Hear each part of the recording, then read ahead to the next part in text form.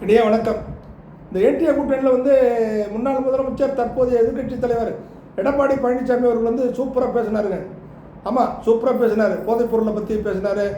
அரசுடைய வந்து அங்கீகாரத்தை பற்றி, தமிழ்நாடு அரசு வேலை கொடுக்கல, வன்முறை போயிடுச்சு, பாலியல் குற்றம் நடக்குது அப்படின்னு அவர் மட்டுக்கே வந்து ஏதோ வந்ததெல்லாம் வாயில் வந்ததெல்லாம் வந்து சொல்லிட்டு இருக்காரு. தேர்தல் வாக்குறுதிலாம் நிறைவேற்றலை அப்படின்னு சொல்லிட்டு கடுமையாக வந்து சொல்லிட்டு இருந்தார். அவர் பேசும்போது எனக்கு வந்து சிரிப்பு தான் வந்துச்சு. எடப்பாடி பழனிசாமி வந்து லேசாக நினச்சிடாதீங்க, கல்லூரி மங்க, சும்மா வெளியில் ஆள் பார்க்கறதுக்கு வந்து கேட்குற புக்கென்ட் இருப்பார். விவரமான ஆள், நல்ல விவரமான ஆள் எல்லாம் வந்து சொன்னார். இப்போ வந்து இந்த விஜயபாஸ்கர் மேலே வந்து சிபிஐ வந்து வழக்கு தொடுத்துச்சு. இந்த குட்கா வந்து இதில் ஊழலில் அந்த யார் எந்த கட்சியில் இருந்தார், அவர் எந்த கட்சியில் மந்திரியில் இருந்தார், சுகாதாரத்துறை அமைச்சரே வந்து லஞ்சம் வாங்கிட்டு வந்து இந்த போதைப் பொருளை விற்க சொன்னார்னு சொல்லி தானே அந்த குற்றச்சாட்டு, அது தானே குற்றச்சாட்டு. அந்த குற்றச்சாட்டு அப்படி இருக்கும்போது அதை வந்து யார் செய்தது? இவர் வந்து வன்முறையை பற்றி பேசுகிறாரு. வன்முறையை பற்றி பேசுகிறீங்களே, தூத்துக்குடியில் வந்து துப்பாக்கி சூடு நடந்துச்சு, உங்களுக்கு நிருபர் கேட்டது என்ன சொன்னீங்க? நான் வந்து காலையில் டிவி பார்த்துன்னு தெரிஞ்சுக்கிட்டேன் அப்படின்னீங்க. இன்னும் ஒரு அப்பனமோன்னு வந்து போலீஸ் இதில் வந்து போலீஸ் மரணம் அடைஞ்சதில் நீங்கள் என்ன வாக்குமூலம் சொன்னீங்க? அவர்கள் உடம்பு சரியில்லை அதனால் இறந்துட்டான்னு சொன்னீங்க. அது வந்து வழக்கு நடந்து என்னென்ன கூத்துலாம் நடந்துகிட்ருக்கு. நீங்கள் வந்து என்ன இது மாதிரி பேசுகிறீங்களே?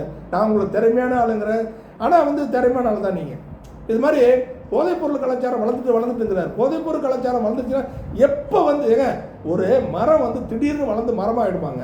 அதுக்கு அது வந்து விதை முளைச்சி அது செடியாக வந்து அது வளர்ந்து அப்படி தானே வரும். இப்போ போதைப்பொருள் கலாச்சாரம் வந்து இன்றைக்கி மட்டும்தான் டக்குன்னு வந்துருச்சா?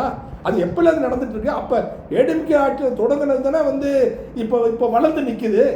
இதை வந்து யாரும் வந்து சிந்திக்க மாட்டாங்களா? அவரை வந்து போதைப்பொருள்லாம் வந்து எல்லா போதைப்பொருளும் வந்து வெளியிலலாம் வந்து விற்கிது. பொதுவாக ஒட்டமொத்தம் எல்லாருமே பேசுனாங்க, போதைப்பொருள் வந்து பேசுனாங்க. குஜராத்தில் வெளிநாட்டிலேருந்து போதைப்பொருள் வருதுன்னா எந்த வழியாக வருது? துறைமுகம் வழியாக வருது. துறைமுகம்லாம் யார் கட்டுப்பாட்டில் இருக்குது? மத்திய அரசு கட்டுப்பாட்டில், ஒன்றிய அரசு கட்டுப்பாட்டில் இருக்குதா, மாநில அரசு கட்டுப்பாட்டில் இருக்குதா? ஏன்னா இது கூட மக்கள் சிந்திக்க மாட்டாங்களா? என்ன மாநில அரசு இது யார் கையில் இருக்குது? அதெல்லாம் ஒன்றிய அரசு கையில் தானே இருக்குது. அதே இப்போ இதில் குஜராத்தில் அதானி துறைமுகத்தில் தானே எல்லாம் அங்கே தானே வந்து இறங்குது, அங்கே தானே பிடிக்கிறாங்க. ஏன்னா தமிழ்நாட்டில் மட்டும்தான் போதைப் பொருள் இருக்கா? வேறு எந்த மாநிலத்திலையும் போதைப் பொருள் இல்லையா? வேறு எந்த மாநிலத்திலையும் வந்து மதுக்கடை இல்லையா? மதுக்கடையை பற்றி எல்லாருமே பேசுகிறாங்க.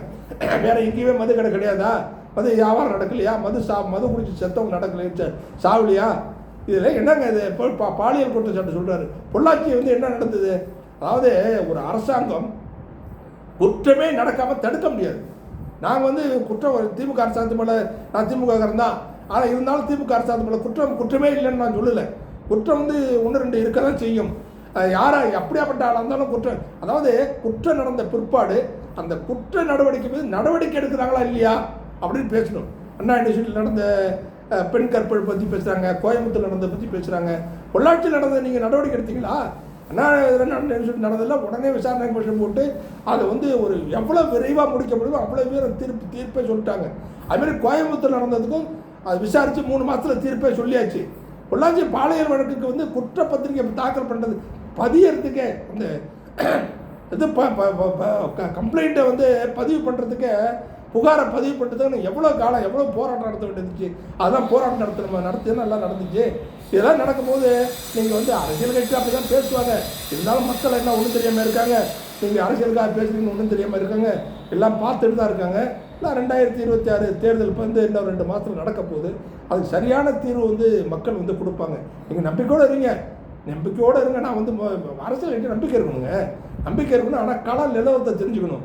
10 அடி தாண்டக்கூடிய சக்தி உள்ளவங்க வந்து நான் 50 அடி தாண்டுவோம்னு நினைக்கிறேன். பார்த்தீங்களா, கிணத்துல விழுந்துருவான்.